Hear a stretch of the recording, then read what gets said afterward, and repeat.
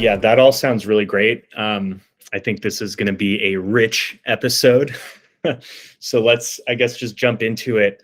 Um, you know, Pricing relative to what we were seeing last year, this two-bed condo at Sutter and Polk, kind of that lower Polk location, but like a really pretty beautiful property. It's top floor. It's got outdoor space.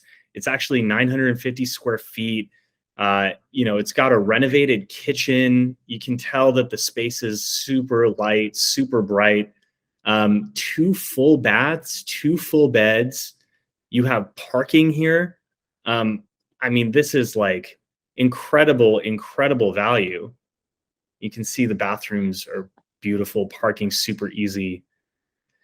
They're on at 850,000, which, yes, rates have gone up, but even with rates at 5.5%, if you're buying something for 850,000, which before you may not have been able to buy something at its original list price, but now it's looking much more likely that you will, even if you factor in all your HOAs and everything like that, your total monthly housing expenses are somewhere in the $6,000 range. Now, how does that compare to, let's say,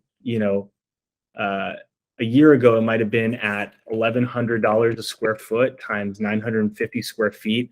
So you're buying it for 1.5 or 1.05 or so. Even if your interest rate is 2.5%, you're still at $5,600 a month, right?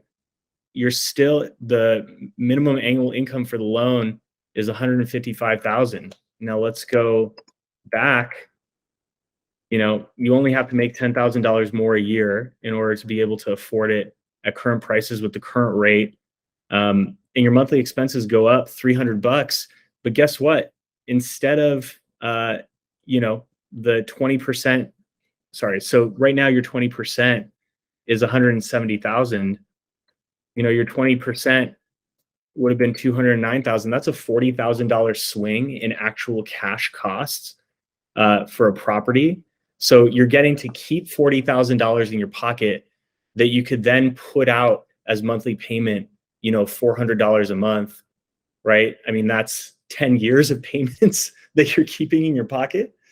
It's incredible savings that are going on these days.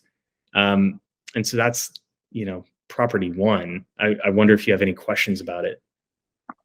Yeah, one thing I was curious about thinking about the affordability calculator is kind of like the idea of rate buy downs and how something like that might factor in here. Yeah, so you're saying if you're buying like a lower APR? Like seller is willing to contribute to do a rate buy down. Yeah. People might be able to do that. They might be able to give you like money on your origination costs and stuff like that.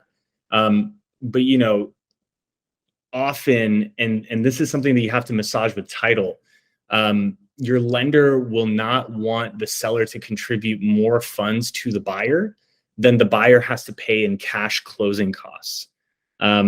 So if like for this example, like let's just go back to the 850 model. You're paying 850 at a 5.5. Your estimated cash closing costs, let's call them like $8,500. So more or less the maximum that a lender is letting people contribute is $8,500.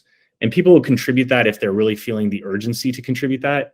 What's more likely going to be the case is that they're just going to take a lower price on the property.